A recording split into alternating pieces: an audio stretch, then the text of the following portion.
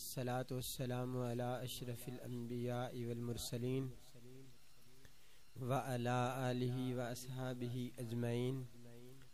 قال اللہ تبارک و تعالی فی الکلام المجید والفرقان الحمید.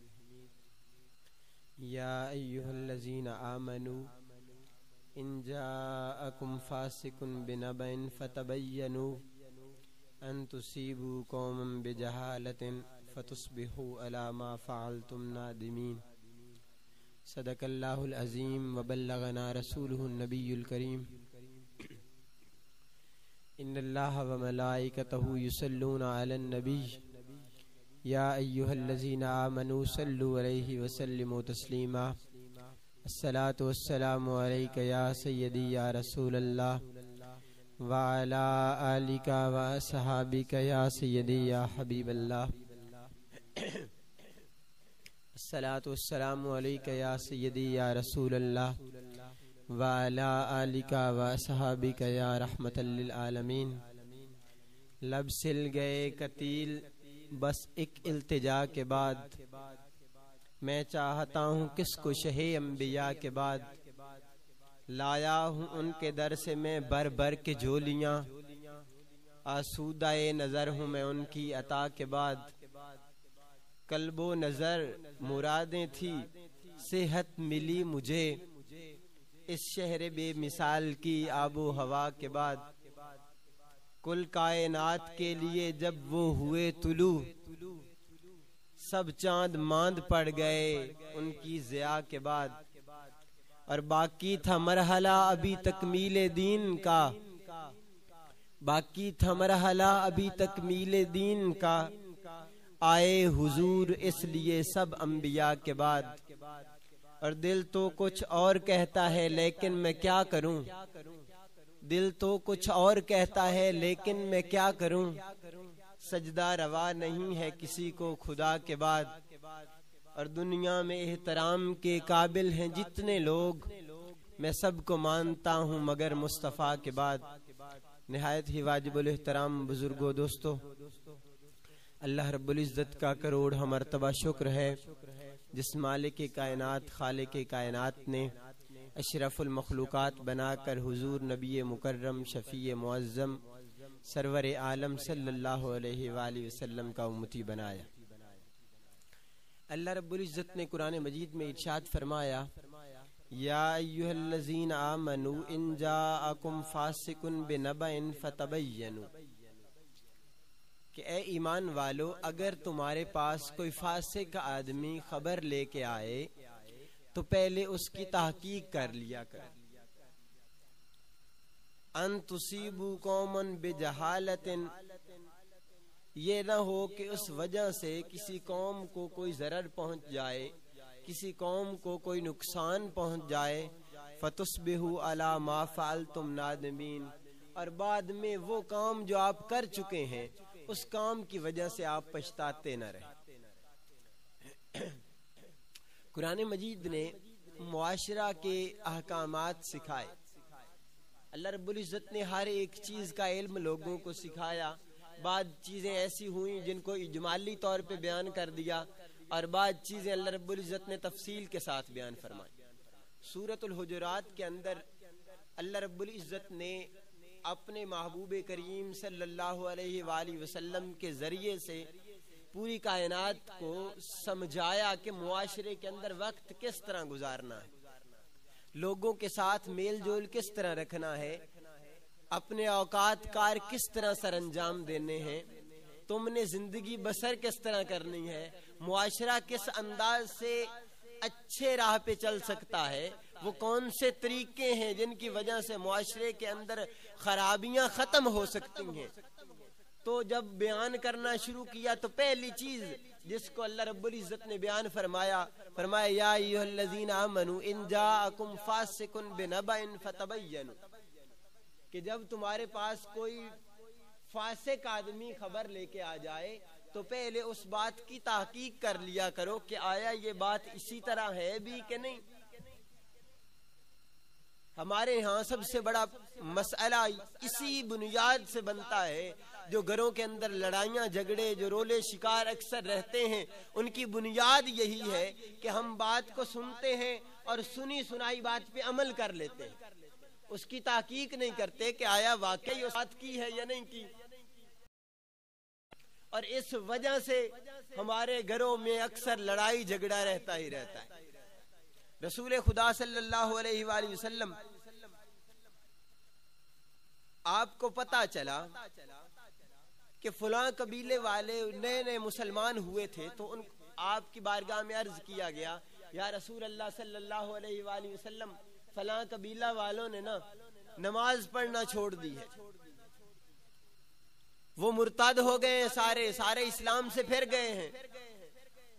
اب رسول خدا صلی اللہ علیہ وآلہ وسلم آپ نے کوئی جلدی نہیں کی، آپ نے ان کی بات کو سنا، پھر اس کے بعد حضرت خالد بن ولید رضی اللہ تعالیٰ عنہ ان کو بلایا اور بلا کے فرمایا، جاؤ فلاں قبیلے والوں کی پہلے تحقیق کر کے آؤ کہ آیا واقعی وہ نماز نہیں پڑھتے، اور فرمایا اچانک ان کے سامنے نہ جانا، چھپ کے دیکھنا، تحقیق کرنا صحیح طریقے سے، پہلے جانچ پڑتال کرنا پھر کوئی بات کرنا۔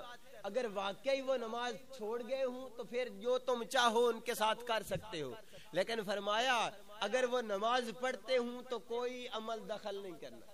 تو حضرت خالد بن ولید رضی اللہ تعالیٰ عنہ آپ تشریف لے کے گئے، آپ قبیلہ سے پہلے ایک جگہ پہ چھپ گئے، اس جگہ پہ چھپے جہاں سے انہیں پتہ چل سکتا تھا کہ اذان کی آواز آ رہی ہے یا نہیں آ رہی، کیا جماعت ہو رہی ہے یا نہیں ہو رہی، کیا لوگ نماز پڑھ رہے ہیں یا نہیں پڑھ رہے۔ تو حضرت خالد بن ولید رضی اللہ تعالیٰ عنہ نماز مغرب کے قریب وہاں پہنچے۔ تو حضرت خالد فرماتے ہیں جیسے ہی سورج غروب ہوا تو اذان کی آواز آنا شروع ہو گئی۔ حضرت خالد بن ولید نے اذان سنی، پھر نماز پڑھی، دیکھا کہ سارے لوگ نماز کے لیے آئے ہوئے، سارے قبیلہ والے نماز پڑھ رہے ہیں۔ حضرت خالد بن ولید خاموش ہو گئے، یہ سوچنے لگے کہ ہو سکتا ہے انہوں نے کوئی اور نماز چھوڑی ہو، مغرب پڑھتے ہوں۔ تو آپ وہاں بیٹھ گئے، بیٹھے رہے، پھر چھپ کے، پھر جب عشاء کا وقت آیا تو وہ سارے لوگ پھر عشاء پہ آئے، اسی طرح اذان ہوئی، لوگوں نے با جماعت نماز ادا کی۔ تو حضرت خالد بن ولید پھر بیٹھ گئے، سوچنے لگ گئے کہ ہو سکتا ہے یار عشاء کی نماز پڑھتے ہیں باقی نمازیں نہ پڑھتے ہوں۔ تو پھر تہجد کے وقت لوگوں کے گھروں میں جھانکتے رہے، پتہ کرتے رہے کہ آیا یہ لوگ تہجد کی نماز پڑھتے ہیں یا نہیں پڑھتے۔ تو ان لوگوں کو جتنا انہوں نے قرآن سیکھا تھا اس کے مطابق وہ تہجد کے وقت اٹھ کے قرآن پڑھ رہے تھے، اس وقت وہ تہجد کے وقت اٹھ کے نمازیں ادا کر رہے تھے۔ تو حضرت خالد بن ولید بارگاہ مصطفیٰ صلی اللہ علیہ وآلہ وسلم میں حاضر ہوئے، عرض کی یا رسول اللہ صلی اللہ علیہ وآلہ وسلم، میں ان لوگوں کے پاس گیا، میں نے جا کے دیکھا یا رسول اللہ ایسی کوئی بات نہیں ہوئی جس طرح کے لوگ باتیں بنا رہے ہیں۔ تو جب کسی بات کا آپ کو علم ہو کہ فلاں آدمی آپ کے بارے میں یہ بات کر رہا ہے تو پہلے تحقیق کر لینی چاہیے کہ واقعی میرے بارے میں اس طرح کی بات کر رہا ہے۔ ہمارے ہاں یہ سب سے بڑا پرابلم ہے کہ جیسے کوئی بات سنی جاتی ہے اسی پہ عمل کر لیا جاتا ہے، حالانکہ رسول خدا صلی اللہ علیہ وآلہ وسلم نے ارشاد فرمایا کسی آدمی کے جھوٹا ہونے کے لیے اتنا ہی کافی ہے کہ سنی سنائی بات کو آگے پہنچا دیا کرے، حالانکہ بات سن کے نہیں، پہلے تحقیق کر کے پھر بات پہنچانی چاہیے تاکہ کسی کے لیے کوئی پرابلم نہ بنے، کسی کے لیے کوئی مسئلہ کھڑا نہ ہو جائے۔ لڑائیاں شکار رولے اسی وجہ سے پڑتے ہیں، یہ سارے معاملات اسی وجہ سے خراب ہوتے ہیں۔ ہمارے معاشرے کے اندر یہ بات بڑی بگڑتی جا رہی ہے، ہر بندہ جو بات سنی جا کے اس کے گھر میں پہنچا دی، بھائی فلاں آدمی تیرے بارے میں اس طرح کہہ رہا ہے، حالانکہ بے شک اس نے کوئی بات بھی نہ کی ہو۔ رسول خدا صلی اللہ علیہ وآلہ وسلم نے ارشاد فرمایا کہ وہ آدمی بڑا ہی خوش نصیب اور خوش بخت ہے جو دو لوگوں کے درمیان صلح کرواتا ہے، لڑائی نہیں کرواتا۔ لیکن ہمارے یہاں صلح والی تو باتیں ختم ہو گئی، اب صرف لڑائی والی اور دشمنی والے باتیں ساری باقی بچ گئی کہ ہر بندہ کوشش کرتا ہے کہ یار یہ کیوں ہنس کھیل رہے ہیں آپس میں، یہ کیوں اتنے پیار محبت سے بول رہے ہیں۔ تو پیار محبت سے بھائی بولنے دے، تمہیں کیا مسئلہ ہو گیا ہے؟ ہمارے لوگ کسی کو ہنستا مسکراتا نہیں دیکھ سکتے، کسی کو خوش نہیں دیکھ سکتے، یہی چاہتے ہیں کہ یار یہ ہر وقت آپس میں لڑتے جھگڑتے رہیں۔ بھائی کیوں لڑتے جھگڑتے رہیں؟ تمہارا انہوں نے کیا نقصان کر دیا ہے؟ اپنے آپ کو دیکھنا چاہیے، پہلے اپنے آپ کی اصلاح کرنا ضروری ہے۔ تو رسول خدا صلی اللہ علیہ وآلہ وسلم نے لوگوں کو سمجھایا۔ مجھے یہ ایک بڑے معتبر آدمی نے یہ ایک بات بیان کی، میں بڑا حیران ہو گیا اس کی بات سن کے۔ وہ بات بیان کرنے لگا کہ ایک عورت کو کسی غلط نمبر سے، رانگ نمبر سے فون آ گیا۔ اس نے فون اٹھایا اور فون اٹھا کے کہا کہ بھائی آپ غلط نمبر ملا رہے ہیں۔ اس نے دیکھا کہ عورت ہے اور بڑی نرمی سے اس عورت نے بات کی ہے۔ اس نے بار بار اسے کالیں کرنا شروع کر۔ اب بار بار اس کو کالیں آ رہی ہیں، وہ بیچاری کال اٹھاتی ہے اور کہتی ہے بھائی آپ کا نمبر نہیں ٹھیک۔ آخر ایک وقت ایسا آ گیا کہ اس عورت نے کال اٹھانا چھوڑ دی، اس نے میسج کرنے شروع کر دیے، اس نے تنگ کرنا شروع کر دیا۔ اب بار بار وہ تنگ کرتا جا رہا ہے، وہ بیچاری عورت کسی کو بتا بھی نہیں رہی، خاموشی سے بس فون کو بند کر کے رکھ دیتی ہے۔ لیکن اس طرح ہوا کہ ایک دن اس نے کال کی اور اس عورت کی ساس نے فون اٹھا لیا۔ فون جیسے اٹھایا وہ آدمی بے حیا بولا کہ میری جان میں تم سے بات کرنا چاہتا ہوں، تو بات مجھ سے کیوں نہیں کرتی؟ اس طرح کی بڑی عجیب غریب اس نے باتیں کی۔ وہ ساس اسی وقت اپنے بیٹے کے پاس گئی کہ دیکھو تمہاری بیوی کیا گل کھلا رہی ہے، تمہارے گھر میں رہتے ہوئے یہ اس طرح کے کام کرتی ہے اور تو پھر اس کو اپنے گھر میں بٹھائے ہوئے۔ جب وہ آدمی کو پتا چلا اس کی غیرت جاگ اٹھی، اس نے اپنی بیوی کو بہت زیادہ مارا، مار مار کے وران کر دیا۔ اب پھر اس کے بھائیوں کو فون کر دیا اور فون کر کے کہا کہ دیکھو تمہاری بہن دیکھو کیا گل چھرے اڑا رہی ہے۔ تو وہ بھی بڑے پریشان ہوئے، جب گھر گئی تو انہوں نے قتل کر دیا اسے۔ جب وہ قتل ہوئی عورت تو اس وقت پولیس والوں کو خبر ہوئی، اس وقت اس مسئلے کی انویسٹیگیشن کی گئی، اس وقت تحقیق ہونا شروع ہوئی تو پتا چلا کہ وہ جو آدمی فون کرتا تھا اس کے تنگ کرنے کی وجہ سے یہ سارا معاملہ ہوا ہے، اس عورت کی کوئی غلطی نہیں تھی۔ اب سارا ہستا بستا گھر خاندان اجڑ گیا اس ایک وجہ سے کہ قرآن مجید کا فیصلہ ہے۔ قرآن مجید نے یہ بات بیان کی کہ وَإِن جَاءَكُمْ فَاسِقٌ بِنَبَإٍ فَتَبَيَّنُوا، کہ تمہارے پاس کوئی آدمی خبر لے کے آئے، کوئی فاسق آدمی تمہیں خبر بیان کرے تو پہلے اس کی تحقیق کر لو کہ بات واقعی اس طرح ہوئی ہے یا نہیں ہوئی، پھر اس پہ عمل درآمد کرو۔ لیکن ہمارے ہاں تحقیق والے مسائل کب کے ختم ہو گئے، تحقیق کوئی نہیں کی جاتی، جس طرح آیا اسی طرح عمل کر دیا۔ اب اگر وہ تحقیق کر لیتے، یہاں دو مسائل ہیں، ایک تو وہ تحقیق کر لیتے، دوسرا رسول خدا صلی اللہ علیہ وآلہ وسلم نے ارشاد فرمایا کہ جب کوئی عورت کسی غیر مرد سے بات کرے تو اس کو چاہیے کہ اپنی اصل آواز تبدیل کر کے بات کیا کرے، اپنے منہ پہ ہاتھ رکھ کے بات کیا کرے تاکہ اصل آواز کسی دوسرے آدمی تک پہنچے ہی نہیں۔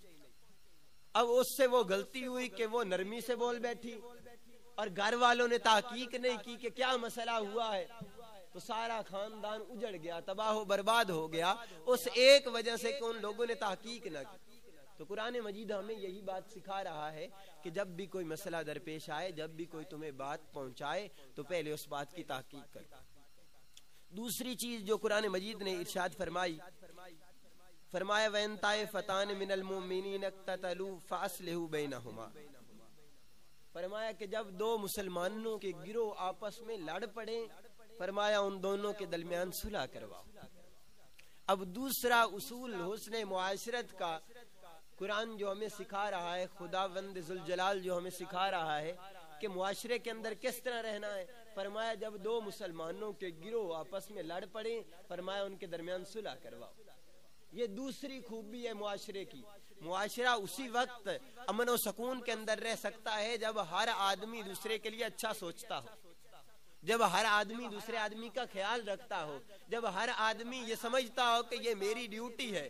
حضرت عبداللہ بن مسعود رضی اللہ تعالی عنہ، آپ کے بارے میں آتا ہے کہ آپ اعتکاف پہ بیٹھے تھے، آپ کو پتا چلا کہ فلاں دو قبیلے والے آپس میں لڑ پڑے ہیں، تو حضرت عبداللہ بن مسعود رضی اللہ تعالیٰ عنہ اعتکاف سے اٹھے، آپ ان دونوں قبیلے والوں کے درمیان صلح کروانے چلے گئے۔ جب صلح کروا کے واپس آئے، لوگوں نے کہا جناب آپ کا اعتکاف تو ٹوٹ گیا، آپ فرمانے لگے یار اعتکاف سے زیادہ ثواب تھا 2 قبیلوں کے درمیان صلح کروانا، تو میں نے وہ کام کیا جس کا زیادہ ثواب ہے، اس لیے میرا اعتکاف ٹوٹتا ہے تو ٹوٹتا رہے، لیکن میں نے اپنے معاشرے کو سنوارا ہے۔ آج ضرورت اسی امر کی ہے کہ ہم 2 لوگوں کو دیکھتے ہیں کہ وہ آپس میں لڑے ہوئے ہیں، لیکن ہم یہ کوشش کبھی نہیں کرتے کہ ان کے درمیان صلح کروا دی جائے۔ رسول خدا صلی اللہ علیہ وآلہ وسلم نے ارشاد فرمایا کہ اگر کوئی آدمی 2 لوگوں کے درمیان صلح کروانے کی وجہ سے کوئی اپنی طرف سے بات بنا کے بھی بیان کرے تو فرمایا وہ جھوٹ شمار نہیں ہوگا، اس لیے کہ وہ 2 لوگوں کے درمیان صلح کروانے کے لیے جھوٹ بول رہا ہے تو فرمایا وہ جھوٹ شمار نہیں ہوگا۔ اور دوسرا رسول خدا صلی اللہ علیہ وآلہ وسلم نے ارشاد فرمایا کہ کسی مسلمان کے لیے جائز نہیں ہے کہ وہ 3 دن تک دوسرے مسلمان سے بات چیت نہ کرے۔ اب ہوتا یہ ہے کہ ہر بندہ انا کے رولے کے اندر، انا کی چکر میں دوسرے مسلمان کو کچھ سمجھتا ہے نہیں کہ اچھا میں اس سے معافی مانگنے جاؤں، میں اس سے صلح کروں۔ رسول خدا صلی اللہ علیہ وآلہ وسلم نے ارشاد فرمایا جب 2 مسلمان آپس میں جھگڑ پڑے تو جو آدمی پہلے معافی کے لیے آئے، جو پہلے صلح کرنے کے لیے اپنے ہاتھ کو آگے بڑھائے، سرکار دو عالم صلی اللہ علیہ وآلہ وسلم نے فرمایا اسے دگنا ثواب ملے۔ اور حضرت امام حسن مجتبی اور حضرت امام حسین پاک آپ کی کسی مسئلہ کے اندر آپس میں کوئی اختلاف ہو گیا تو 2 دن گزر گئے، جب تیسرا دن آیا تو حضرت امام حسین رضی اللہ تعالی عنہ نے اپنے خادم کو بلایا اور فرمایا جاؤ میرے بھائی حضرت حسن کے پاس اور ان سے کہو مجھ سے آ کے صلح کرے۔ آپ خود نہیں گئے کہ میں جا کے صلح کرتا ہوں، فرمایا نہیں میرے بھائی حسن سے جا کے کہو وہ مجھ سے آ کے صلح کرے۔ لوگوں نے پوچھا حضور یہ کیا مسئلہ ہے؟ تو آپ فرمانے لگے مسئلہ یہ ہے کہ جب وہ میرے پاس آئیں گے تو اللہ رب العزت انہیں دگنا ثواب عطا فرمائے گا، تو میں چاہتا ہوں کہ وہ پہل کریں اور انہیں مجھ سے زیادہ ثواب مل جائے۔ حقیقت یہی ہے کہ جب کوئی آدمی جھک جائے تو پھر اللہ رب العزت اسے اور زیادہ نواز دیتا ہے۔ فرمایا فَإِن بَغَتْ إِحْدَاهُمَا عَلَى الْأُخْرَى فَقَاتِلُوا الَّتِي تَبْغِي حَتَّى تَفِيَّ إِلَى أَمْرِ اللَّهِ۔ فرمایا کہ جب 2 گروہ آپس میں جھگڑیں ان کے درمیان صلح کرواؤ، اور فرمایا صلح کے دوران اگر کوئی ایک گروہ بغاوت کر جائے، سختی کرے، شدت اختیار کر جائے، فرمایا پھر کوشش کرو جو مظلوم ہیں ان کی مدد کرو، کہ جب تم مظلوم کی مدد کرو گے پھر معاملہ رفع دفع ہو جائے گا۔ ہمارے ہاں ہوتا یہی ہے کہ ظالم کی مدد کی جاتی ہے، مظلوم کو چھوڑ دیا جاتا ہے، لیکن قرآن مجید کا فیصلہ یہی ہے کہ مظلوم کی مدد کی جائے اور ظالم کا ساتھ نہ دیا جائے۔ اور ایک حدیث مبارکہ ہے رسول خدا صلی اللہ علیہ وآلہ وسلم نے ارشاد فرمایا انصر اخن الظالم والمظلوم، فرمایا اپنے بھائی کی مدد کرو چاہے وہ ظالم ہو یا مظلوم۔ صحابہ نے عرض کی یا رسول اللہ صلی اللہ علیہ وآلہ وسلم مظلوم ہو تو پتہ چلتا ہے، ظالم ہو تو پھر اس کی کس طرح مدد کی جائے؟ فرمایا اگر ظالم ہو تو پھر اس کو ظلم سے روکنا یہ اس آدمی کی مدد کرنا، کہ اگر تم اس کے ظلم سے اسے روکو، بھائی یہ تم ظلم کر رہے ہو تو یہ تم اس کی گویا کہ مدد کر رہے ہو۔ اسی طرح حسن معاشرت کے اندر اللہ رب العزت نے جو اگلی چیز قرآن مجید کے اندر ارشاد فرمائی، فرمایا یا ایھا الذین آمنوا لا یسخر قوم من قوم عسى ان یکونوا خیرا منهم ولا نساء من نساء حتى ان یکن خیرا منهن۔ فرمایا اے ایمان والو کہ ایک قوم کسی دوسری قوم کا مذاق نہ اڑائے۔ اب یاد رکھو ہمارے ہاں یہی مسئلہ چلتا ہے کہ کسی آدمی کو حقیر جان کے اس کا مذاق اڑایا جاتا ہے کہ یہ تو غریب آدمی ہے، یہ بیچارہ آدمی ہے، یہ بیچارہ غریب نہیں۔ یاد رکھیں رسول خدا صلی اللہ علیہ وآلہ وسلم کے پاس جب صحابہ کرام رضوان اللہ علیہ مجمعین بیٹھتے تھے، چاہے وہ حضرت سلمان فارسی ہوں، چاہے ابو ذر غفاری ہوں، چاہے حضرت بلال حبشی ہوں، چاہے صہیب رومی ہوں، تو کچھ لوگ آ کے کہتے تھے کہ رسول خدا صلی اللہ علیہ وآلہ وسلم ان غریب لوگوں کو اپنے پاس بٹھاتے ہیں، تو رسول خدا صلی اللہ علیہ وآلہ وسلم نے ارشاد فرمایا کسی کو اپنے سے حقیر مت جانو، کسی کو حقیر مت جانو۔ لوگ ایک دوسرے کو حقیر جانتے تھے، فرمایا حقیر مت جانو، اور قرآن کا یہی فیصلہ ہے کہ کسی کا مذاق مت اڑاؤ، ہو سکتا ہے جس کا تم مذاق بنا رہے ہو وہ تم سے اچھا ہو، لیکن رسول خدا صلی اللہ علیہ وآلہ وسلم نے یہاں یہ بھی رہنما اصول دے دیا، فرمایا مزاح کرنا، خوش طبی کرنا جائز ہے، لیکن ایسی خوش طبی کہ جس کی وجہ سے کسی آدمی کی دل آزاری نہ ہو، کسی آدمی کا دل نہ ٹوٹے، کوئی آدمی پریشان نہ ہو جائے، ایسی خوش طبی کرنا جائز ہے، لیکن وہ بھی شریعت کے دائرے کے اندر رہتے ہوئے کوئی آدمی خوش طبی کرے تو جائز ہے۔ اگر شریعت کے دائرے سے باہر ہو جائے، شریعت کے معاملات کو ٹھکرا دے، فرمایا پھر ایسی خوش طبی کی کوئی ضرورت نہیں۔ اور دوسری مقام پہ جو ارشاد فرمایا ولا نساء من نساء، اور کوئی عورت کسی دوسری عورت کو حقیر نہ جانے۔ حضرت سیدہ عائشہ صدیقہ رضی اللہ تعالی عنہا، آپ نے دیکھا حضرت ام سلمہ کا قد تھوڑا سا چھوٹا تھا، تو حضرت سیدہ عائشہ نے اشارے سے کہا کہ ان کا قد چھوٹا ہے۔ رسول خدا صلی اللہ علیہ وآلہ وسلم نے اس بات سے بھی منع فرمایا، فرمایا عائشہ ہو سکتا ہے اس کے دل کے اندر یہ بری بات محسوس ہو، اسے اس بات کا دکھ ہو، تو ایسی بات بھی نہ کرو جس کی وجہ سے کسی دوسرے کو دکھ پہنچے۔ اور حضرت صفیہ بنت ہوئی، یہ پہلے یہودی قبیلہ سے تھی، پھر مسلمان ہوئی، پھر رسول خدا صلی اللہ علیہ وآلہ وسلم سے ان کا نکاح ہوا، تو حضرت حفصہ ان کو کہتی تھی کہ ایک یہودی کی بیٹی۔ تو جب رسول خدا صلی اللہ علیہ وآلہ وسلم کو اس بات کا علم ہوا، رسول خدا صلی اللہ علیہ وآلہ وسلم نے فرمایا کہ تم اسے کیوں نہیں کہہ دیتی کہ میرے باپ کا نام حضرت ہارون علیہ السلام ہے، میرے چچا کا نام حضرت موسیٰ علیہ السلام ہے، اور میرے خاوند کا نام حضرت محمد مصطفیٰ صلی اللہ علیہ وآلہ وسلم ہے۔